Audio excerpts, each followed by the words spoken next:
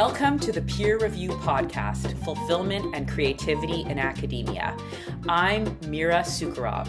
Together with my friend and colleague, Sarah Bunin-Benor, we interview experts, peers, and others on finding fulfillment and meaning and creativity in academia.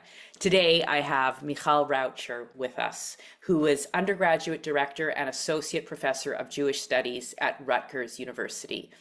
Michal Raucher is the author of Conceiving Agency, Reproductive Authority Among Haredi Women from Indiana University Press in 2020. Welcome, Michal.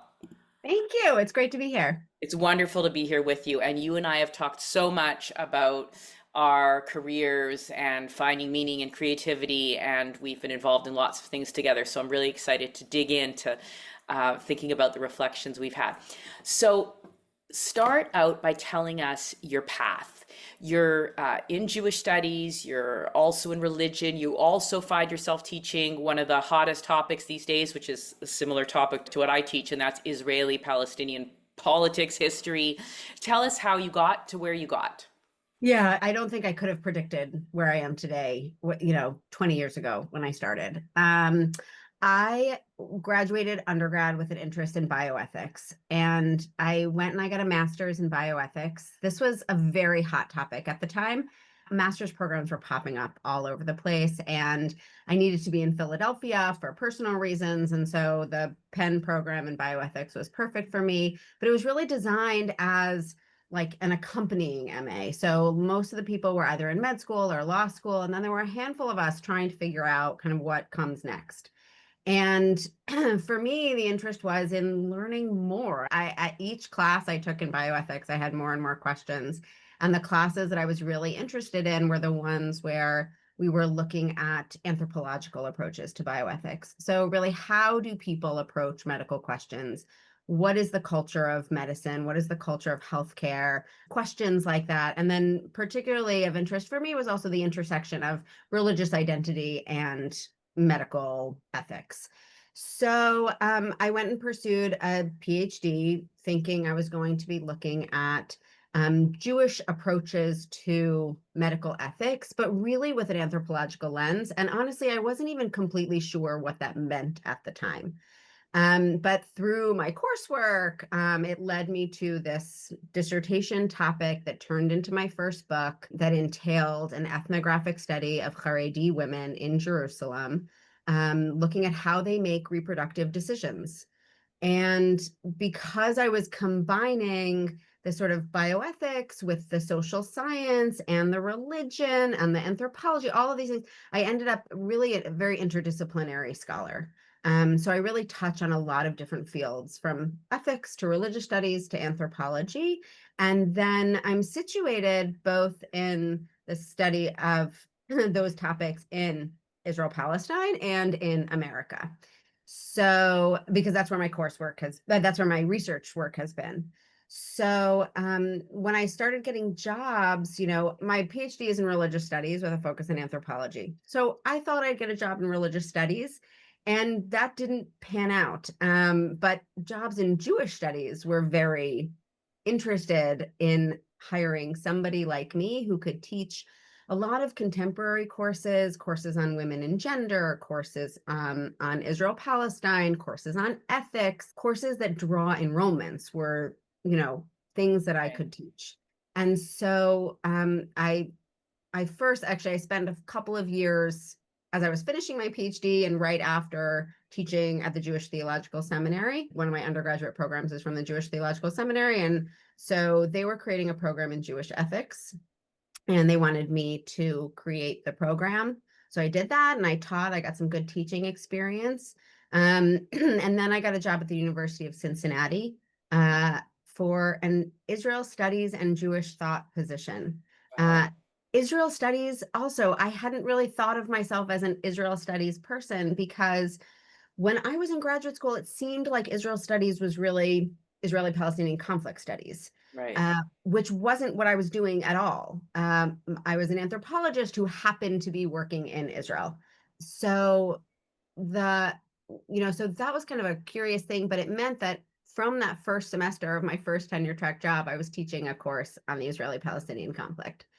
Wow. And I mean, that must have involved a lot of new facts and figures that you have to shove in to it your was brain right away if you it hadn't was a lot of new focused on material. that. It meant the first semester doing it, I did it in a way that was much more comfortable and familiar to me, right? Mhm, And then after that, I pushed myself to do it much differently, right? So there was a lot of women and gender in the mhm, first iteration of the course, and I still incorporate some of that when I teach the class, but that's not the bulk of it. mhm. Things like that led me to really change and develop the course. The University of Cincinnati was a great place to start teaching that course, though, because it's not a particularly political campus. So nobody was looking over my shoulder. I didn't have very large enrollments. I had maybe 20, 25 students. Mhm. And I remember the first time I taught it in 2014, I said to the students, I'm sure you enrolled in this class because you heard about the war. This was one of the Gaza wars was in Right. 2014, right? And I said, sure you enrolled and because you heard about the class, and I received completely blank stares. Wow. Nobody had heard about the war. So it really it was comfortable for me, even though it was new material for me in some ways. I had taken Israel-Palestine classes at Columbia, but teaching it is something different, and taking them in undergrad is different than teaching them, in a PhD program. Absolutely. So So from Cincinnati, how did you get yourself to Rutgers? yeah, so I taught at Cincinnati for 4 years and then started a job at Rutgers. We were looking to move, my spouse and kids and I were all looking to move to the East Coast. Most of our family's on the East Coast. So we really wanted to be back there. And yeah, Rutgers was another Israel studies job. And there was something about having had this experience now at the University of Cincinnati that made me attractive, eligible for this position. And of course, one of the questions they asked me during the on campus interview was, how would you teach a class on the Israeli Palestinian conflict? And I had an answer for them, that I had been teaching it for 4 years and I knew how to, and I had aspirations to teach it this way and that way, and I had plans Hmm. and experience. And that was really important coming into a place like Rutgers, where there is a very political campus, Hmm. and the people who taught the class before me are really specialists in the Israeli-Palestinian conflict. So they wanted to know that the person they were going to slot into that class knew what they were doing. Hmm. Um, so yeah, and I've been at Rutgers since 2018, and now it's Great. 2025. Okay, yeah. So there's often more mobility in academia than people realize, and you're a good example of that.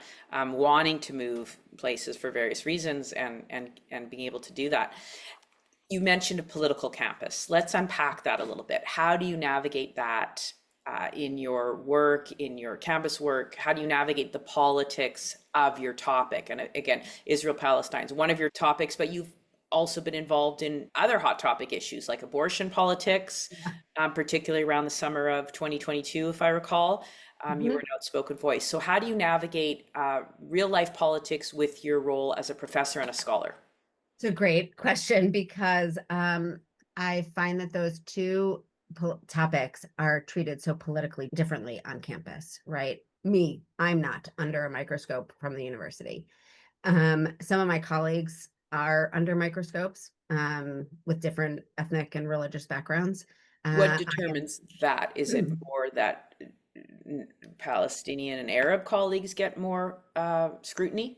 Yes, I think my Palestinian and Arab colleagues are getting more scrutiny and more questioning of their curricula, of their courses, of the programs they're trying to run. Absolutely. The programs that I've been running, the way I've been teaching, people might be secretly asking questions or whispering to each other about me, but I have not heard any of it, and it hasn't come back to me at all. So that's a really different experience. That being so, I'm much more aware of the fact that the political perspectives that I might take outside of my classroom are still going to affect the enrollments in my class, the way students are engaging with me in the class, particularly in the last few years. I know that students are Googling me, or their parents are Googling me and looking to see, okay, what statements have you signed and what have you published in popular places? Because they're not reading the academic articles as much, but they're looking at the popular stuff. And they're making determinations based on that material, whether my class will be a comfortable space for them. And so I'm even in my abortion classes and in the Israel-Palestine conflict class, I'm careful about making sure that students of all political persuasions are welcome in my classroom as long as they are open to learning.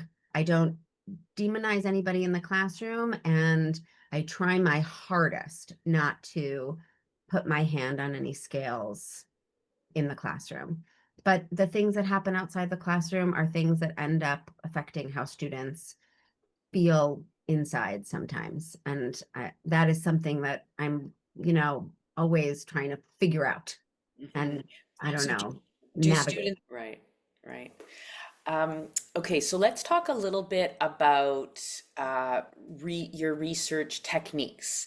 How do you accomplish what you set out to accomplish? One of the things that Sarah and I like to talk about on this podcast with each other and with our guests is the buzzword productivity.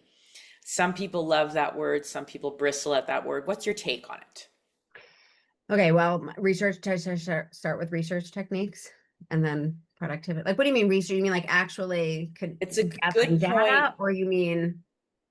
So seriously, it's a good question you're posing. When I say productivity, do you think of teaching and service and research, or just writing, or research techniques as well? You tell I, me how you think it's of a it. great, yeah. Okay, so I'm thinking research, teaching, and service in the whole realm of productivity. But I also I think of productivity as like to-do lists.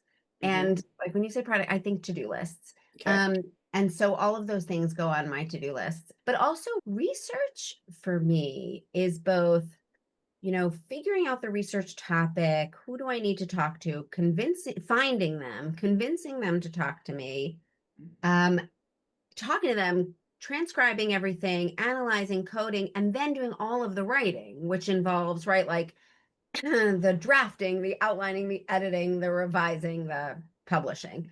So research is like a 10-step process Mm. in the way that some of these other things are multi-step. But I think one of the things I sometimes get frustrated about when we talk about research in academia is research is a full-time job that is separate from the actual writing. Hmm. And yeah, so I struggle I with that. think a lot of people do conflate research and writing in their minds, so Yeah. that if they're not putting words on a page, then on a given day, then they haven't done anything. Done anything. Yeah, I don't feel that way anymore. Or at least right now I don't feel that way. If I'm in the midst of trying to write something, like if writing an article or a book chapter or something is the item on my to-do list, then yeah, I have to be writing every day. But I don't think I need to write in order to be productive. There are a lot of other things that I'm doing that are related to the writing, that in some ways make the writing better, improve it, but in the same way that like my research and my writing also makes my teaching better. My service makes my teaching better. So all these things for me feed into each other. Okay, so that sounds to me like perhaps on the angst scale, you might have less angst than average, because it sounds like you've found a way to evaluate all the parts of your job and honor them all. I think so. I mean, and maybe you're catching me on a really good day. although, Tell although I, me, tell me what although you I drank this morning or ate. Like, how doubt can it I because copy you? well, okay, so right now we're recording this at the end of the summer. So I feel like I've done a lot this summer that I'm really proud of. I I started to feel a little disappointed because my big task that I wanted to do this summer was to complete revising my next book and to submit it back to the press for September 1. And like 4 days ago, I wrote to my editor and I said, it's not going to happen by September 1. It needs a little more thinking to make sure that I'm really being clear in what I'm trying to say. And so maybe 4 days ago, I would have said, yeah, I feel terrible. I'm not being productive at all because, but some of it has been a shift in mindset, right? Like right now I have to be getting ready for the semester. I have personal stuff going on. I have to take care of that personal stuff. Like the, and that's okay. That's just going to be okay because I also feel I'm at a stage where I feel confident in my writing. I'm not concerned that the writing is never going to come. I'm not concerned that I won't ever have time for it. I spent a couple of years when my kids were really, really little, um, prioritizing writing first thing in the morning. And like I did like a 5 a.m. writing challenge for a couple of years. And what that did was it helped me, it made sure I felt quote unquote productive every day. And I would write for 45 minutes. I could get a couple hundred words out in that 45 minutes, if not more. And that made me feel like, okay, I did my job today. If I spend the rest of the day sending emails or watching a toddler, that's okay. I did my job.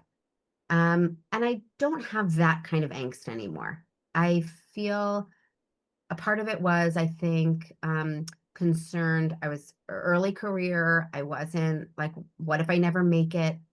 Now, I have tenure and my kids are older, and I feel pretty comfortable knowing that I can get back to writing. Mhm. And I've already blocked off the time in my September calendar. So like I know that is happening. And how did your editor respond to the request for the extension? She was great. I mean, she had seen the introduction a couple of weeks prior, a new draft of the introduction, and she told me it wasn't ready yet. So I think she anticipated um, that kind of, and I told her it's likely if it's not done by August 15th, it won't be done by September 1. But she was really understanding. She said, that's fine. I said, can I have until October 1? She said, not a problem. I even asked her if I could get a few more images in the book. She said, absolutely. Mhm. Good. Those are So, always oh, expensive, exactly. expensive propositions. Oh, so So she I was think really supportive. one thing our undergraduate students especially don't realize is how often we ask for extensions for Yeah. ourselves Mhm. and how typical it is to be granted them. Mhm. And we try to keep that a big secret from our students, right? Because I Yeah. guess we're preparing them for the regular workforce, knowing where you can't get the same number of extensions as we allow ourselves in academia. Yeah. I don't know what the real workforce is. I've never been in the real workforce. So I don't really know like how common or uncommon it is to get extensions. But I give my students extensions all the time with Yeah, the expectation that they communicate with me ahead of time, right? You can't just right, miss a deadline. You right. have to actually communicate with me ahead of time, and then you can have whatever extension you need. And usually I ask them, like, how much time do you need? And a student often, when faced with that, will look at me and say, oh, I don't know, 12 hours, is that okay? Yeah, 24 hours? exactly. And I'm always like, how much time do you need to make it something that you are proud of? Like, let's be reasonable here, but like, tell me what you need. Hmm. And it's never more than a couple of days. I Yeah. mean, they don't want it hanging over their heads either. Hmm. Um, Yeah. I'm yeah. quite similar in that way. So tell me what it means to be productive to you in your teaching. Oh, being, I guess I'll say being productive means being, feeling fulfilled in my teaching. So feeling like I am reaching students, I'm getting through to them, they are responding, even if it's not in ways I expect, but in ways that match or are appropriate to the material. Mhm. Um, that's when I feel productive in my teaching. I think, yeah, I mean, many of us know that feeling when you've had a great class, right? It's like a little bit of lecture with, great questions that they asked, and I made them laugh a little bit. And I set them up for the next set of readings. That is an amazing class.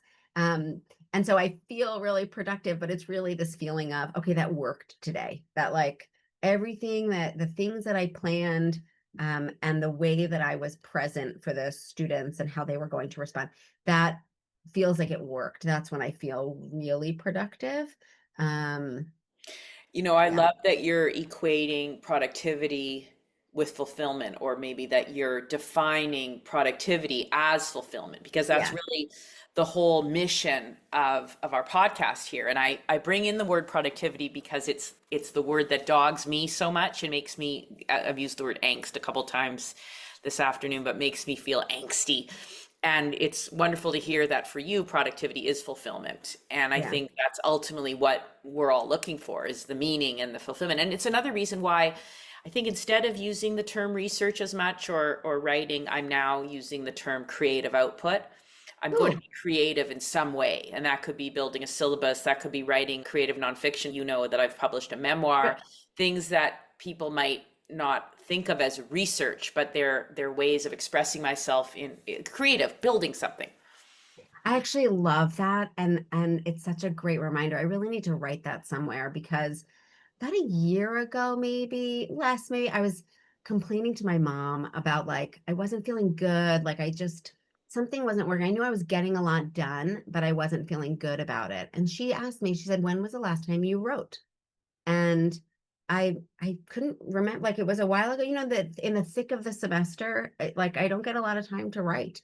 And she said, "You need to write. That's how you're creative." That's and Mm, I hadn't thought of academic writing as creative mhm, because it's so formed, right? There's so many boundaries, limitations around, and it was so nice. It was so freeing to hear from her that she thinks of that as my creative outlet because mhm. I didn't. It was such a great reflection. And so, yeah, I love that. I need to put that somewhere. Absolutely. I do also have to thank you for something that I've never had a chance to thank you for. Years ago, you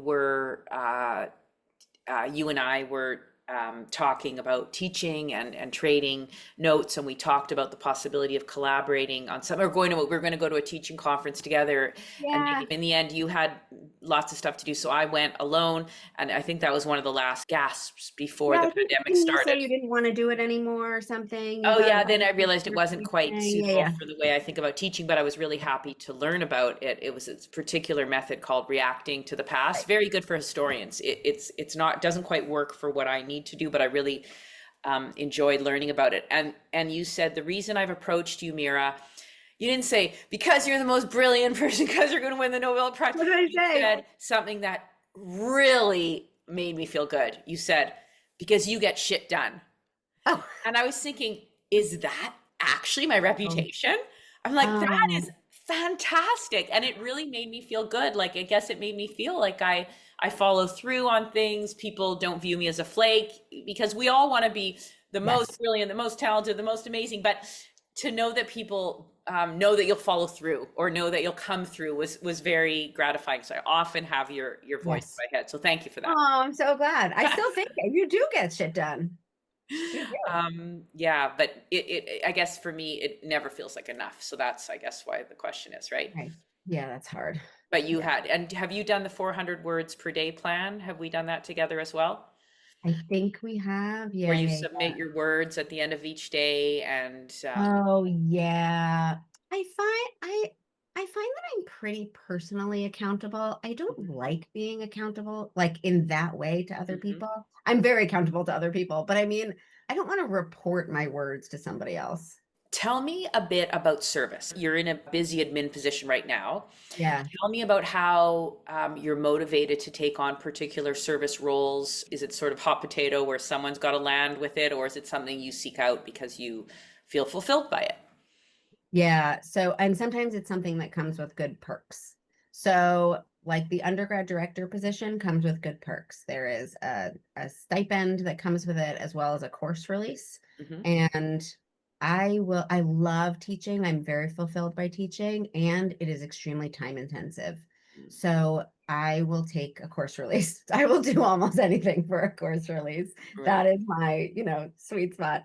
Um, and then the undergrad director, I try to think of service as, okay, what's something that will help me meet different people, particularly university service? What's something that will help me meet different people on campus Mhm. so that I understand this kind of vast system? Rutgers is very large. Mhm. We have three campuses.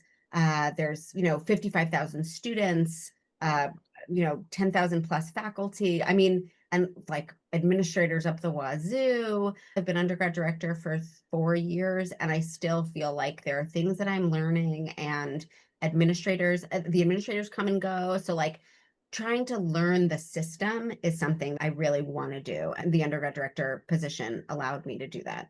I don't really like meetings, but I like working with students. And so undergrad director allows me to hang out with students a lot, which is really great.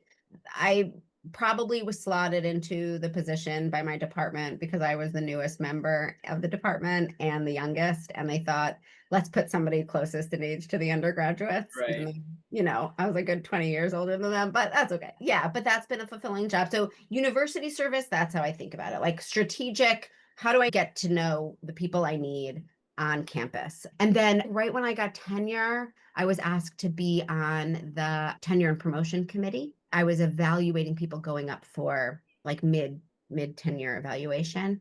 And that was some give back, right? A lot of people put their time in to evaluate my portfolio, and I wanted to give back to them and learn a little bit about the process. Like it was a bit mysterious. And so sitting on the other end gave me that kind of insight.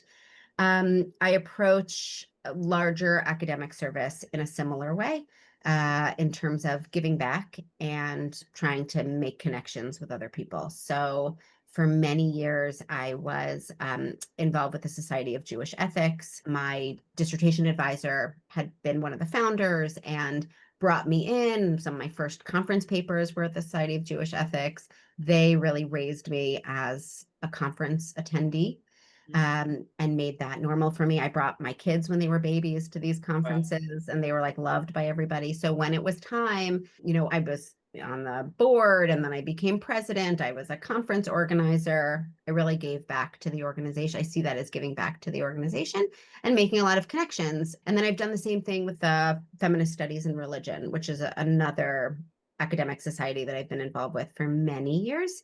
I was the editor of their blog for a few years, a co-editor of their blog. And then a few years ago, uh, Professor Judith Plaskow, one of my academic heroes, Yes. who founded the Journal of Feminist Studies and Religion 40 years ago, asked me to be the co-editor of the journal. Okay. She was like, the co-editor is stepping down with somebody else who I know very well, who I'd worked with in other capacities in feminist studies of religion, Professor Kate Ott, who's wonderful. Her co-editor was stepping down, and they had approached me asking me to be co-editor. And I said, no, I really don't have time right now. And even though I would really like to, maybe after tenure or something like this. And Judith Plaskow called me and said, Michal, I need you to be co-editor of the journal. And I couldn't say no to You Judith can't say no to Plaskow. Judith Glasgow, yes. And many people of a certain generation, even if they're not academics, but if they're Jewish, especially women, will probably know the name Judith Plaskow from her widely selling public facing books, Standing Again at Again, it's my Sinai, night. Mhm. a very influential and passionate book about the role of women in Jewish life. Yeah, some of the earliest Jewish feminist theology, and just such a thought leader and a beautiful human being. And so when Judith asked me to be co-editor of her journal, I couldn't say no. Yeah, that's a great story. So tell me, before I let you go, tell me about your perfect workday. Oh, goodness. Oh my gosh. Okay. My perfect workday would start with an early bird challenge. Like I would start first thing in the morning writing. It feels good. It's quiet in the house, like a cup of coffee and writing something. I don't care if it's like the introduction to a chapter or a public facing piece that I am ruminating, or a journal entry. Like I really just writing something would be a lovely start to my day. And then I help and work together with my spouse to get the kids out the door for the bus, which is, chaotic. Right. Um, I go into my office at Rutgers. It is right now my commute's a little annoying, so I don't get there every day, but I would like to be there. I like being there and see some students, catch up on some work, teach a class, and then return at the end of the day to writing, like wrapping up, because one of the things that the writing in the morning does is it keeps my brain working all day. Like I'm kind of in the back of my head thinking about the thing that I was working on in the morning. So I would love to return to it at the end of the day. That almost never happens, but that would be my dream work day. And then coming home, being with my family, maybe responding to some emails, but really taking it easy. And do you read for pleasure? And I realize that that is a loaded term. No, no, every once in a while I will read, I read memoirs as like my non-academic books, Mhm. but they're almost always connected to my work in some way. So they're like memoirs written by women talking about their reproductive Right. lives. So is That there is a whole great. genre on that, a Yes, subgenre, memoirs yes, and I've read many reproduction? of them. Yes, yes, writing about miscarriages and abortions and raising kids and families and da, da, da. Yes, I've read a lot of them. Those I Fantastic. love. I love reading memoirs. So that'll be my kind of non-work directly related reading. But otherwise, most of my reading is work related. And any trashy TV? Yes. Oh my God. Oh, Oh, you and I have the same, I'm remembering now. We have the same yes. addictive show. Oh my God. Okay. I love Love is Blind. Uh, Exactly. oh my God. Netflix's Love is Blind. Oh, goodness gracious. Yeah, Okay. we both love Love is Blind. I love Love is Blind. I've gotten other people in my neighborhood like in love with Love is Blind. We have Mhm. watch parties. Oh my God, it's amazing. And I love that. I also really like The Office and Modern Family. My kids are old enough now that we can watch Modern Family together, which is Yeah. really nice. But yeah, I could watch The Office over and over and over again. And usually the thing that helps me like decompress and distract me from the stressors of my job is comedy. Mhm. So I'll like watch a comedian stand up or I'll watch The Office for, a couple episodes and then I can really, once I laugh, it's much easier for me to do anything else. Nice. I like that. And you also mentioned making your students laugh is a good example of a good teaching day, among other things. And I Yeah, wonder if our students know how much we want them to laugh at our jokes. I know. If they only knew. If they only knew. No, but that'd be too easy. Then they'd laugh all the time. I like the challenge of it. Exactly, Well, exactly. yeah. Michal, it's been a pleasure talking to you, and I'm gonna think about getting up early to write, although that would be hard for me because I do like the snooze button a lot. I know. Um, Harder now. Yeah. yeah, so we'll, I'm sure, continue this conversation over the next many months and years, and it's been great hearing your insights. And I love that you said that for you, productivity is fulfillment, and I'm gonna latch onto that. Yeah. Okay. I'm so glad. It was wonderful chatting with you, Mira. I'm so glad you and Sarah are doing this. Thank you so much. The Peer Review podcast is produced and hosted by Sarah Bunin-Benor and Mira Sukharov.